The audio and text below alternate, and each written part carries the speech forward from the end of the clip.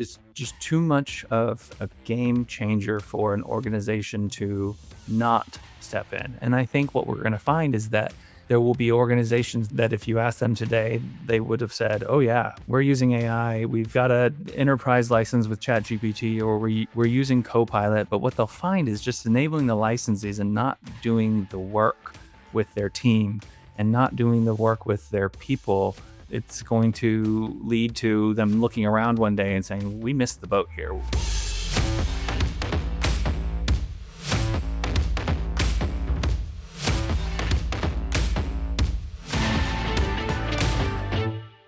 Welcome to Building Brand Gravity. I'm Steve Halsey. And I'm Ann Green. Thanks, as always, to our listeners for joining us today. You know, today's episode gets into one of the most talked about and, frankly, one of the most misunderstood topics in our industry right now. You and I know it, love it. We talk about it. We can't avoid talking about it. And yes, once again, I'm going to talk about AI. And this time, AI not as the headline and not as the tool, but how does AI show up as a real shift in how communications and marketing teams actually operate, how they make decisions, and how they build relevance in the marketplace? Exactly. And one of the things we've been digging into quite a bit this year on the podcast is how AI is not just a technology story. It's as much about leadership and culture as it is about a massive technological leap forward. I think that's sinking in more, but we have to keep talking about it. So we're seeing firsthand how it's starting to change how teams work, how we ideate and expand our toolkits, so to speak, and also in how decisions are being made, as you implied earlier, Steve. And in many cases, we're also seeing how it exposes whether organizations, everybody's really, actually have clarity in how they operate.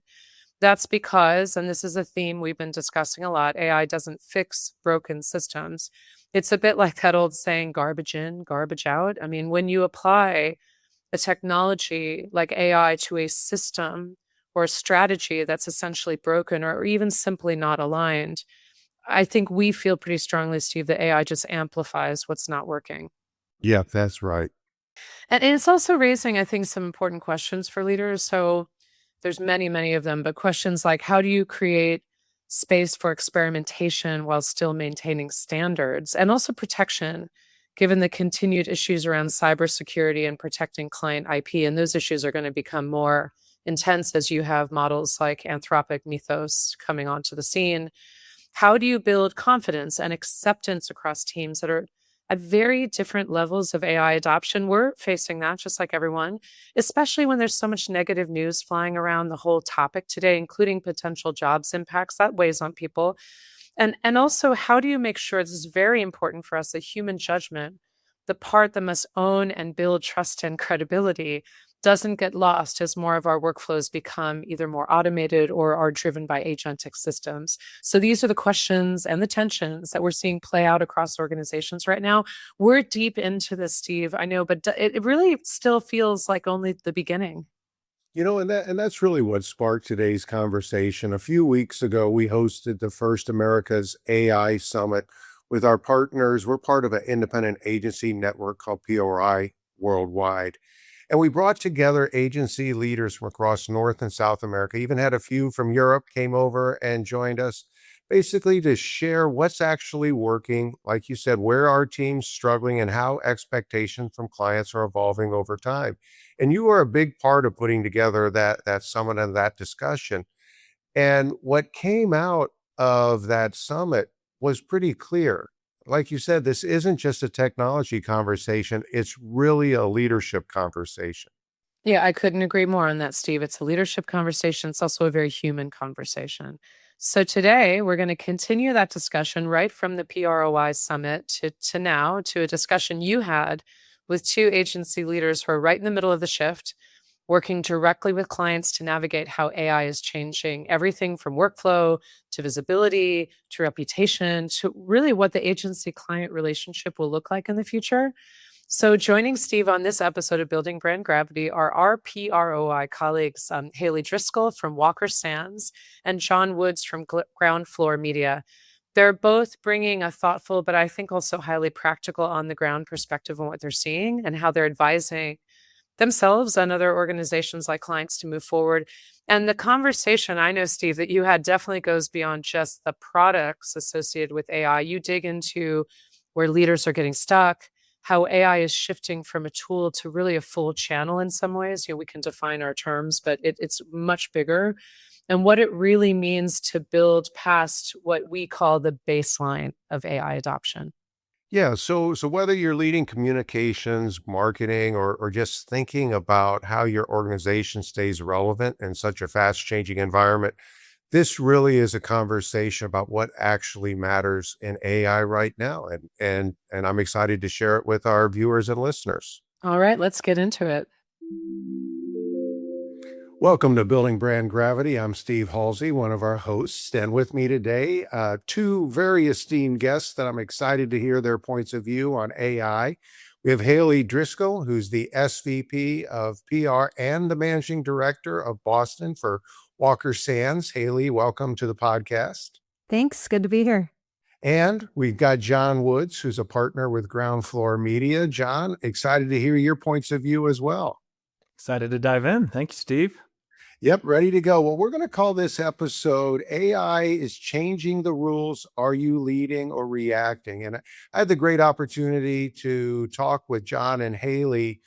We're all part of PROI International, which is a group of independent agencies around the US, around the world, actually, that come together to share best practices and to really expand our knowledge and our capabilities. And we hosted the first ever AI Summit a few weeks ago. So we had about 30 participants from throughout North America, Central, South America, even had a few of our friends from Europe that snuck over because they thought it'd be a little more fun to be here with us.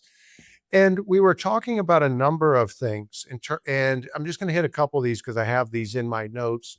And then we'll get into some questions. But one of the things that we really spent a lot of time talking about was this bifurcation of maturity in terms of where AI is sitting, or kind of this messy middle. Everybody is doing something to some point. Some are really far ahead. Some are at a little bit more the nascent stage. So you're seeing this bifurcation, not just within the agency world, but also we're seeing that among a lot of clients. We're seeing that AI is already being embedded in a lot of our core functions: creative, how we do our media, workflow, strategy, crisis simulation, all of these things, which really then begs the question of where does value sit in that setup? And I think one of the biggest constraints that we really talked about was it was less about the technology and more about driving behavior. And to me, I thought that was the really interesting one. So I guess I'll start on that, and Hailey, we'll kick it to you first. When you think about AI and the conversations you're having with clients and with your team, what are the biggest misperceptions or blind spots that you see out there from a communication standpoint? Yeah, it's a great question. I think there are several. One of them, I think, which I hope we get into a little bit more as we go, is just the idea that a lot of people are really focused on AI as an efficiency tool, which is understandable. I have a lot of clients that come to us and come to their internal teams and say, "Build me an agent that can do X," and it's something that is probably uh, not the best use of teams' brain power and time, but it's also not moving the needle. So instead of thinking about what AI can deliver that we weren't able to do previously at all, they're stuck on focusing on it as just an efficiency tool. So I think that's one challenge. The other really big one that I'm seeing right now is not looking at the fundamentals or the building blocks that you need for AI. So I think because of everything we're reading in the media, the pressure to innovate, people are jumping very quickly to wanting to create these efficiency tools, these agents, right? But they're not thinking about some of the building blocks that might be critical to get there. For example, do you have the right data that's going to ensure that you get really high quality outputs from AI that you're using? Does your team know how to prompt in a way that is going to most effectively deliver those outcomes? And so, summarizing, I think some of the challenges or misconceptions are this this drive to move very quickly without stopping to think about A, what are we really trying to achieve here? And B, do we have the right building blocks in place to actually make that possible? John, what about from your perception? Do you see a lot of common blind spots?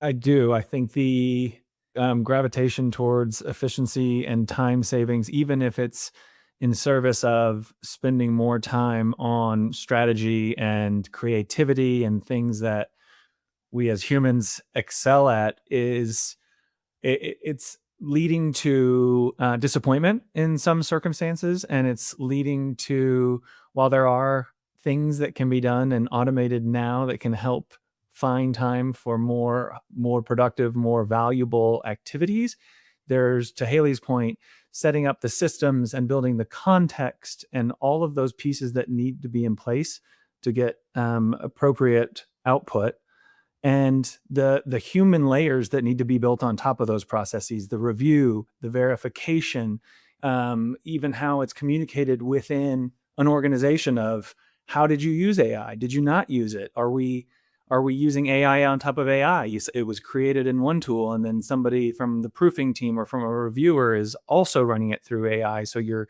getting skewed results. Those processes aren't yet in place. And it's almost as if, when you think about the internet and the change in the late 90s and early aughts, when the internet and e-commerce and all those tools changed the way we worked, it happened slowly. This is like, if you went back all the way to the early 90s and you just dropped today's internet on them and said, figure out how to make this work in your business, people wouldn't have known where to start. There was a slow, steady drip there comparatively to what we're now facing. And it's creating issues with adoption and inconsistencies, and making sure that team members understand where the organization is and where they're going. And to Haley's point, many people aren't taking the time to truly understand, what are our processes, what are our goals, what are our values around how we use these tools before they race and try to build. Yeah, and I think a big part of it too is to give some granularity to the definition. It's like saying print or digital. Those are some pretty big things. So I think people feel like they need to use the word AI, but then it's thinking about, how do you use that? Where do you put that in context? And one of the ways I like to think about it is almost as three different layers, right? At one level, yes, there is an efficiency layer and the ability to very, very quickly process data or information or things like that. There's a certain automation efficiency to it at a really base level. But then there's a mid level of, hey, how does this really improve the work that we're doing? How does it do the quality? Uh, Not just the analyzation of the data, but just really using it as a thought partner, a creative partner, ideation, a research tool, whatever is going to make that human better at the council. And then for me, then that third layer is, but then what kind of new IP can we create if in the markets that we serve, you're getting deeper and deeper and building that data set to which you could create some really new IP. But I'm interested in your take. But for me, that's where I kind of think of it, as at three levels. What is that AI level for efficiency? What makes the work better? And then what new, cool, fun stuff can we create that creates a lot of value for the clients and the brands we serve?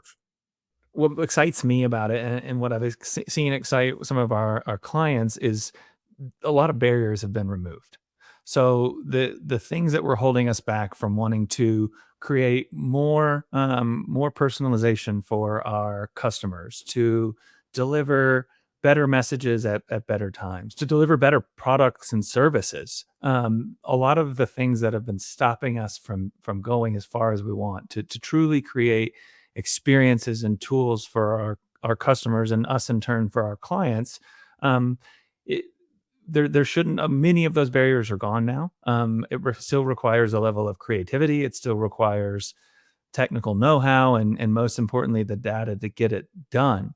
But the sky really is the limit on what we create now. So there is a little bit of prioritization.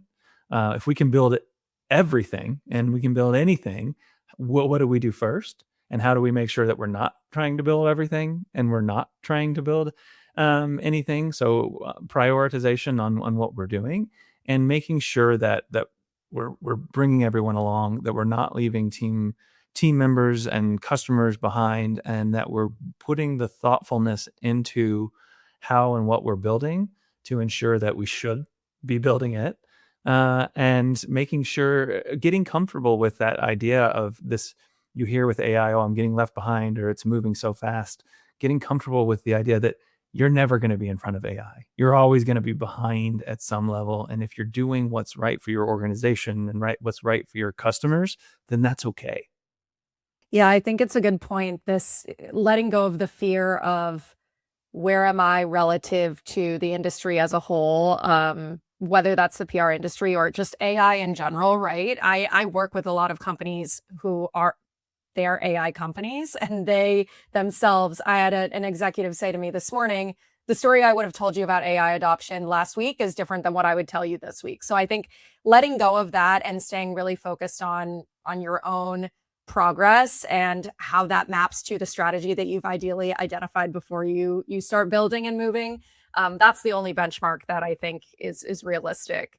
In terms of what I'm seeing with clients and sort of different levels of interest and adoption, I do think there's been a really nice reinvigoration of what we do in our craft, right? I have clients that, we always want to be a partner to clients, a thought partner, rather than just a vendor. But I think that's coming to life in a very different way now, where I have clients coming to me or me coming to them and saying, hey, I have an idea for how we can approach this challenge in a very different way with a mix of our team members and technology. Would you be up for trying this together? And vice versa. I have clients coming to me and saying, I want to experiment in this way. Do you want to do this with me? And so I think that is taking that thought partnership that we've always valued and working with clients to a new level of we are really building processes and systems in a new way together. And that is a really special way for our us to work with clients, but also I think our industry to advance. I will say, though, that with that, I think, and I'd be curious if you all are seeing the same, I think there's a very large gap between those companies, agencies, or in-house communicators that are wanting to move forward and willing to take those risks, and then other organizations or individuals who perhaps it's not as big of a priority, or there's still a little bit of concern about how deeply or how much to trust technology beyond really basic use cases. Since, as I mentioned, the story and the reality is changing so much every day. So I'm personally seeing such a discrepancy. I would say that's even true of internal team members. Like adoption is very varied in terms of like comfort level with it. And curious if you're seeing the same across your organizations or client organizations. Yeah, we are seeing a big change, and at least how I'm talking about it, both to clients and internally, is you've got to think about it in two ways. Kind of, I call it competency and relevancy, right? It is moving whether we want to be there or not, and you've got to get some level of proficiency as an organization and as an individual to have that base competency, and that's going to be required to stay relevant to your clients, to the market, to the conversation, to the speed of pace. And I think that's really interesting. And I think one of the things for me that's been really interesting about this is, over my almost 3 decades in this industry, most of the innovation that we saw was being driven very heavily by agencies, by tech startups. I mean, that was really where, and then it was, hey, how do we convince the corporate clients and brands to move along? There are so many CCOs that I'm talking to right now that are really driving the innovation and leaning in here because it really allows them to optimize even tighter budgets now, even tighter staff, and just thinking about how that can make them almost function like a larger department. One of the largest companies in biopharma research was talking to their CCO, and she said, it's kind of funny, like 20 months ago, we were just kind of playing with, oh, let's see what ChatGPT and Copilot could do. She said, now my expectation is you don't come into a meeting with me without having used AI in some meaningful way to improve what you're about to present or the decisions we have to make. So you have companies like that are really leaning forward. Then we have others who are still, I think, fighting with their legal team and their IT team as to, is AI what is it? Is it a technology that needs to be governed under IT rules? I don't know about you, John. What are you seeing? Are you seeing that same mix of early adopters, laggards, and those trying to figure out the middle? Big time. And I think that there's such a variety of situations. Everyone's personal journey here at Ground Floor Media with our clients is unique. So I hesitate to even put them into two buckets, three buckets, 10 buckets of what that adoption looks like. And it's been really interesting to see um, which folks are wanting to experiment, which folks want to wait and understand what's the tool set that we're going to use, and who is hesitating. And we are as an agency, we use Enneagram and we use emergenetics, and we understand how different people think differently. And I haven't, within those tools, haven't seen a consistent, someone who's more of a blue thinker or someone who's more of a yellow thinker loves AI. It's across those different thinking types. So I don't know what that driver necessarily is or what's holding people back, but it's very, very different for everyone. And that's another thing that's holding organizations back from making sure that the team is at least a base level of consistencies. Everyone needs at some level unique guidance and unique teaching on how to adopt those tools. And then with the organizations that we work with, there's a lot of there are situations like that, Steve, where one department has kind of they've been given the freedom to, or they have a leader who buys in, and they can explore and use tools, and they're showing other groups in that organization how these tools can help them. But even in those teams where we're seeing companies struggle is where there isn't just full across the board buy-in. Almost always where it's done well, that's come from the top. It's come from a CEO and a C-suite who open the doors to say, this is something that we're going to use. This is something we encourage you to use. It is okay. We're going to experiment, whatever it is, that it's not necessarily coming from those individual departments. And it's an organization-wide flag in the ground saying we're going to do this, because it doesn't create those individual pockets, but it creates an organizational buy-in. And I think in the future, what we'll see is those companies are more successful, because if in 2 years from now, the marketing department and the ops team have figured out how to use it, but now you're saying, okay, finance, okay, legal, it's time for you to get on board, and they're starting back from square one, you're gonna repeat a lot of these issues over again. So it really requires organizational wide buy-in that starts at the top and starts from a C-suite that understands the value and buys in and isn't afraid. And I think when I hear you say that, I mean, it really is really becoming a bit of a leadership competency. So Hailey, kind of from your perspective, as a comms leader, how are you pushing your teams? How are you pushing the brands you work with to think about what's right for them? Yeah, it's a really good question. I think that there are a couple of questions that I like to work through with a client when or even an internal team member, frankly, if they come to me and say, I think we should use AI to do this project, or we should build an agent to do this function. There are a couple of questions to make sure that we're grounded in something that is going to be really effective. One being, is this new and worth investing significant time and resources into? And two, is there a way to measure the success or the quality of the result or the output? And I know it's really common to look at AI and measure it in terms of like time saved or dollars saved. That's not even necessarily what I'm talking about, but do we have a framework through which we can evaluate the output of AI to assess whether it's actually helping us to do something in a more not only efficient, but in a more strategic way? Or are we just creating more of a drain or like an AI debt through creating material that we're not actually able to assess the efficacy of?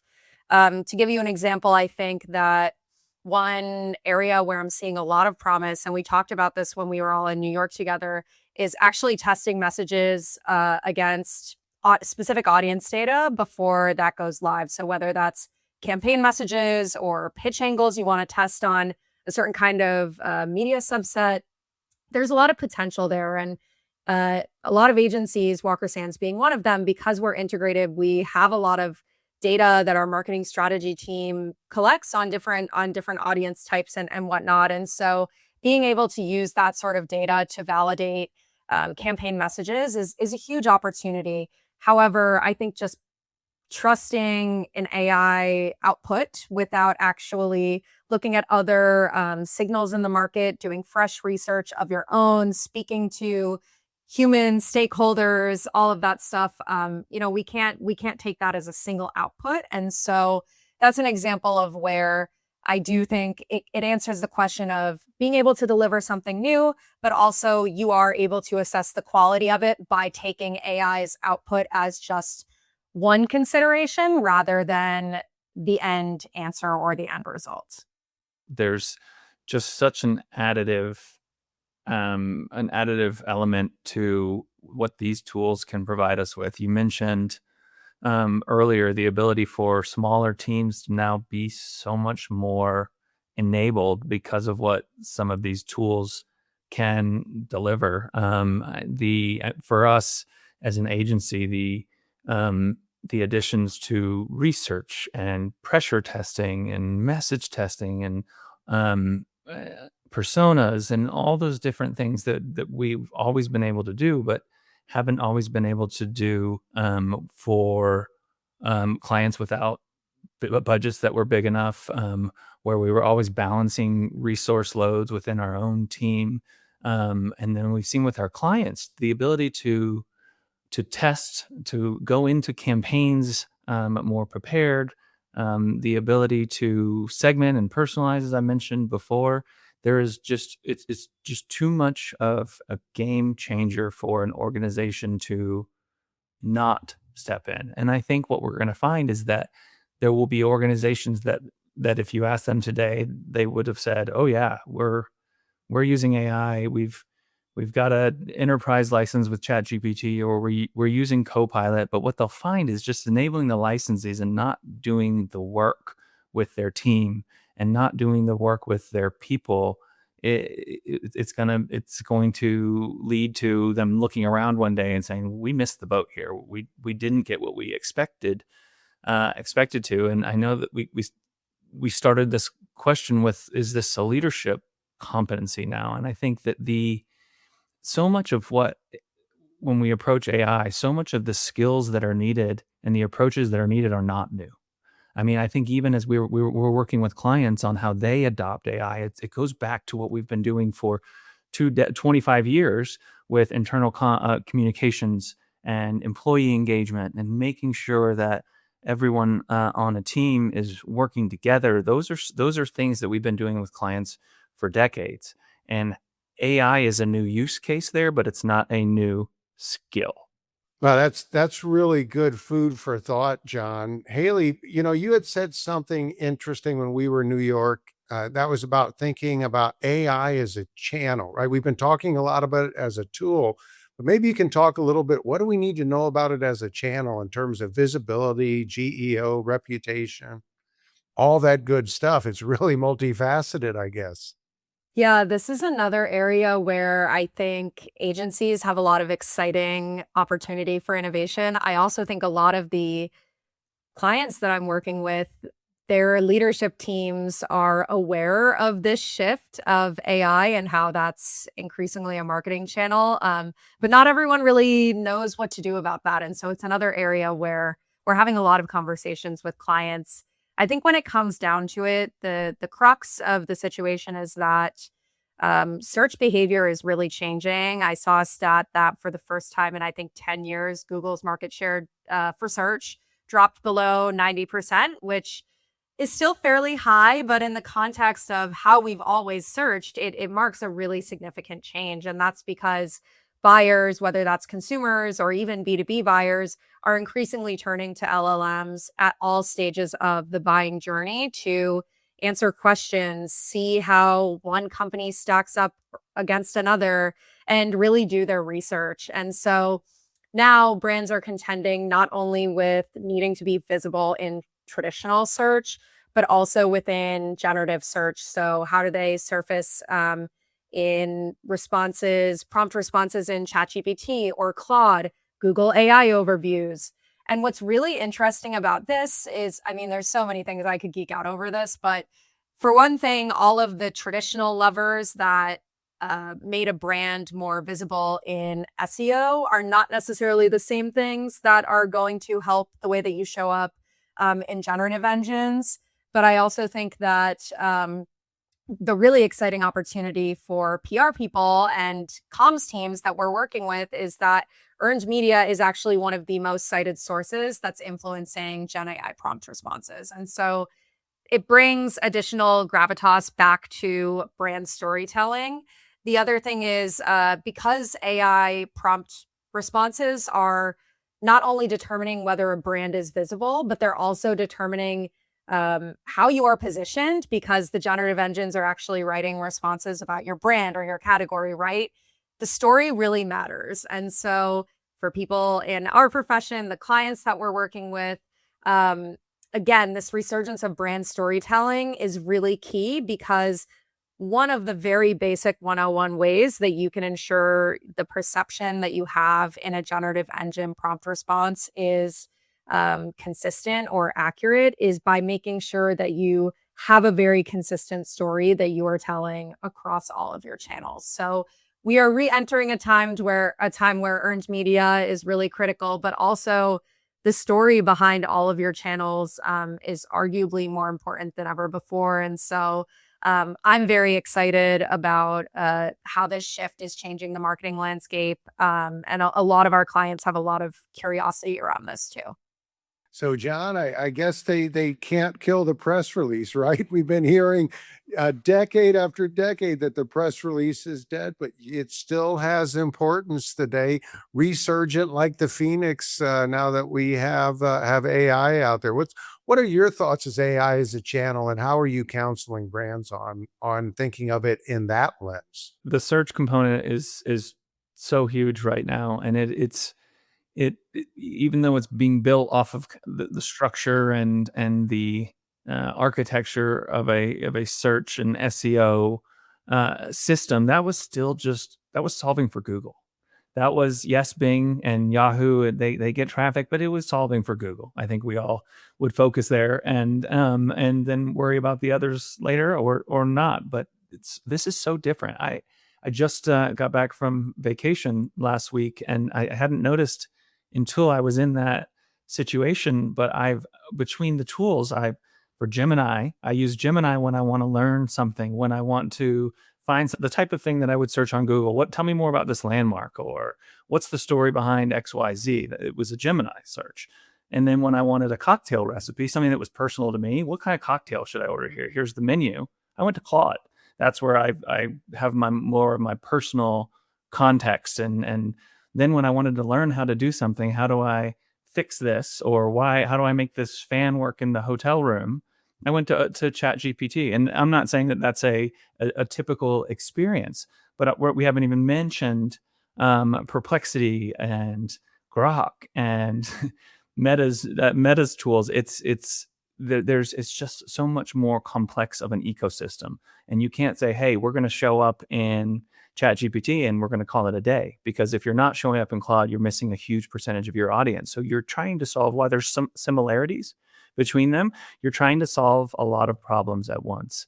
And yes, some of those typical SEO components still matter. But to Hailey's point, the getting mentioned by third parties through PR, through social, through influencers, all of those tools are more and more important.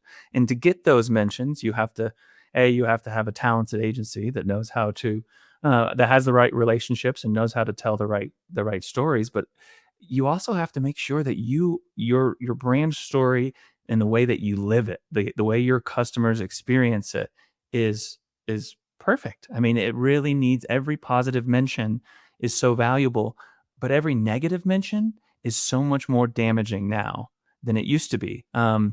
Will Reynolds at Seer Interactive wrote a story about how for them, when he was doing searches, there was all these positive reviews and they would always show up, but all of the tools started surfacing one negative review that was like 10 years old because the tools were inherently looking for something negative to include. So that one negative review where we would counsel clients a year ago, hey, that negative review, you've got 100 positive and one negative and it's 10 years old, don't worry about it. That's changed the game a little bit, because if every single person is seeing that over again, it becomes infinitely more damaging. And then even as we're all building for today's ecosystem and these tools today, maybe we're looking a little bit down the road, it's changing so quickly. We're not far away from a world where people don't go to the website anymore. The tools are doing all that work for us. They're doing the e-commerce. They're transacting. We were looking at summer camps for our two boys recently, and I looked at probably 10 different options, 12 different options, and only for the final one that we chose after we had chosen it did I go to the website and transact. So all those other sites never got my visit. They couldn't remarket to me. They didn't see the impact of me joining, what pages I looked at, and get that data. Only the one that I transacted on did. And we're not far from a world where I could have just said, great, Claude, now go enroll my boys in this camp and let me know when everything is done. So it requires a level of foresight and building for the future that's really, really hard to do right now.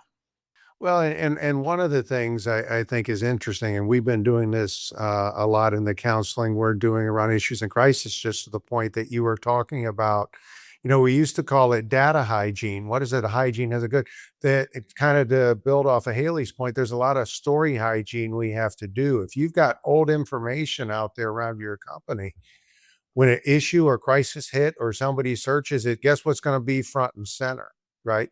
So I think a big part of issues and crisis preparedness that brands need to do is to think ahead of what are those likely scenarios and think about what information do we need to start staging and telling a credible story now, so that the large language models, if somebody searches, will be pulling that information, and less of maybe old information that you've led on there. So I also think it's important. It's not a set and forget, as you both talked about. There's also a lot of, I got to think ahead, but I also got to look behind and see what's out there and make sure we've got some good story hygiene. I mean, from your perspective, Hailey, what other things should CCOs and CMOs be thinking about right now? I do want to double click on what you've both been saying. I love, Steve, what you mentioned about story hygiene, and Jon, the example that you gave about how you aren't even going to the website when you're doing research into a product or service that you want to look into. To your point, I think that reality is closer than we think. And imagine what that means for brands' ability to tell their own story. That's why I'll say again, the ability to have a very crisp and well-articulated and consistency is the key story across all of your channels is really critical, because not only is Claude deciding whether or not Jon and his family are going to assess your camp, Claude is also deciding what are the key messages that Jon is going to learn about that camp, right?